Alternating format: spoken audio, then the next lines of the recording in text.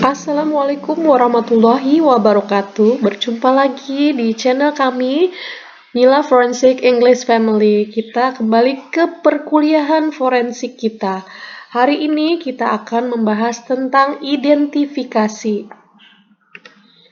Jadi, identifikasi ini adalah tanggung jawab pihak kepolisian sebenarnya. Akan tetapi, kepolisian memerlukan bantuan patologi forensik, ahli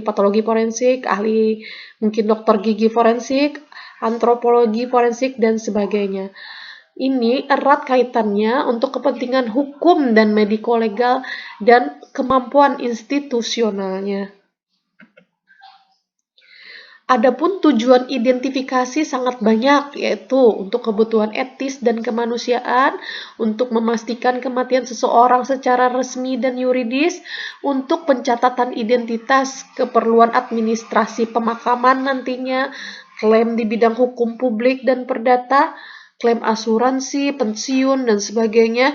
Kemudian juga upaya awal dalam suatu penyelidikan kriminal jika ada memang arahnya ke arah kriminal. Dua metode utama identifikasi yaitu satu komparatif dan rekonstruktif. Untuk yang komparatif ini hanya bisa dilakukan jika komunitasnya terbatas dan ada data antemortem dan postmortemnya untuk di-compare atau dibandingkan. Untuk yang rekonstruktif ini untuk komunitas yang tidak terbatas dan data antemortemnya tidak tersedia. Cara-cara identifikasi sangat banyak. Paling mendasar itu biasanya secara visual yang paling sering dilakukan. Terutama biasanya yang dilihat adalah wajah dari korban.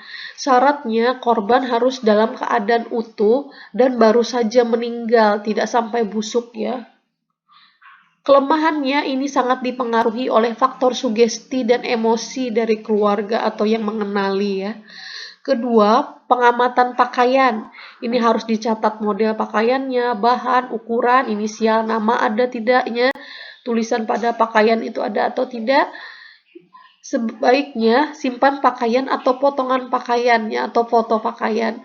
Kelemahannya untuk pakaian ini bisa juga dipinjamkan ya, tukar-tukaran pakaian.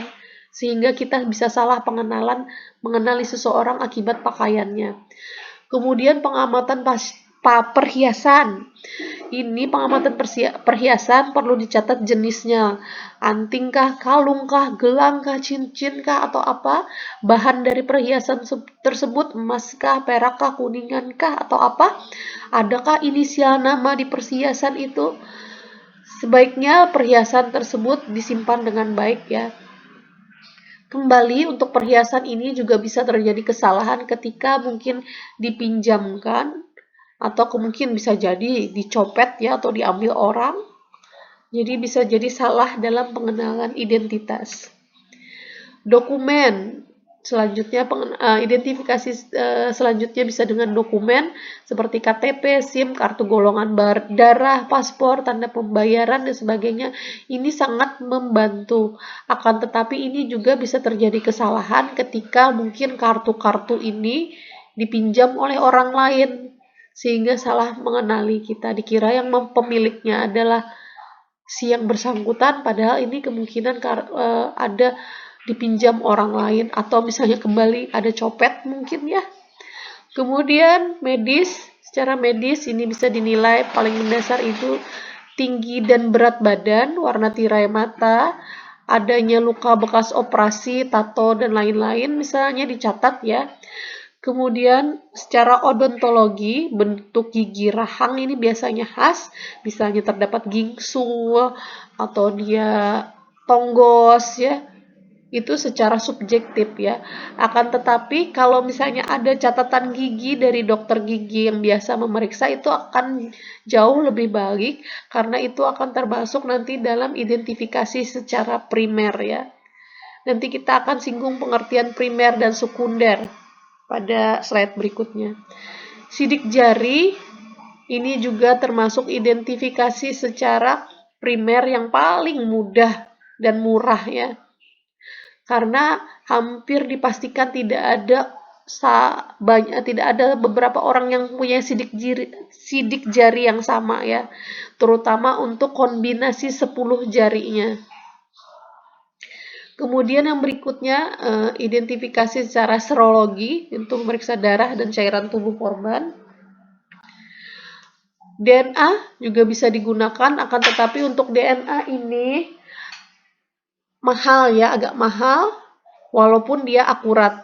DNA bisa dilakukan tapi kembali harus ada pembandingnya ya, data antemortem atau data keluarga yang dibandingkan. Kemudian metode eksklusi biasanya digunakan pada korban kecelakaan massal, ini menggunakan data atau daftar penumpang. Ya, tadi kita singgung sedikit, ada identifikasi primer, ada identifikasi sekunder. Untuk identifikasi primer ini maksudnya adalah seseorang bisa ditentukan identitasnya jika salah satu dari identifikasi primer ini cocok ya.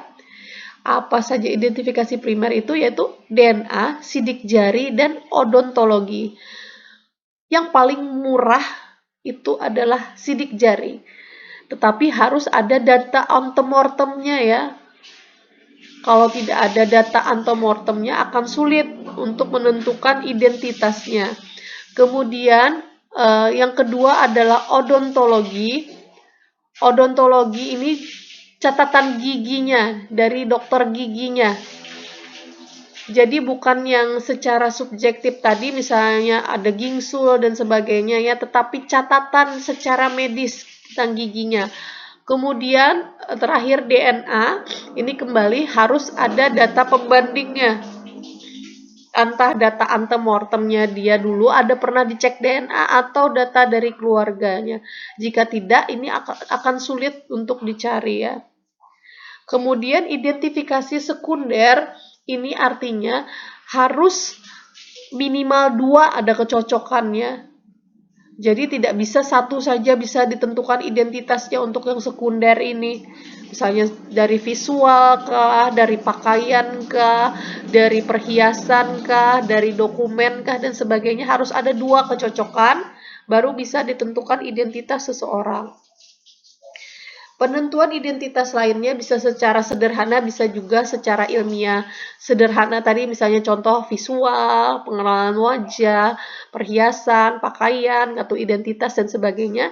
Cara ilmiah ini dengan teknik keilmuan tertentu seperti sidik jari, odontologi, DNA, misalnya tinggi badan, berat badan, dan sebagainya ya. Pada jenazah yang membusuk atau mungkin tinggal tulang, itu paling tidak kita harus bisa menentukan rasnya, jenis kelaminnya, kira-kira umurnya berapa, dan kira-kira tinggi badannya seperti apa.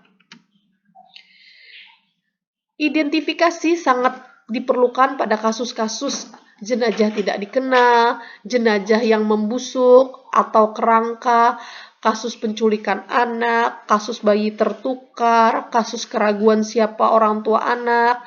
Ini pada saat ini paling sangat diperlukan identifikasi. Demikian perkuliahan kita hari ini tentang identifikasi. Semoga bermanfaat. Mohon maaf atas segala kekurangan. Kembali lagi bantu kami dengan men-share informasi ini dan men-subscribe dan me-like. Atas salah hilapnya kembali kami haturkan mohon maaf sebesar-besarnya. Assalamualaikum warahmatullahi wabarakatuh.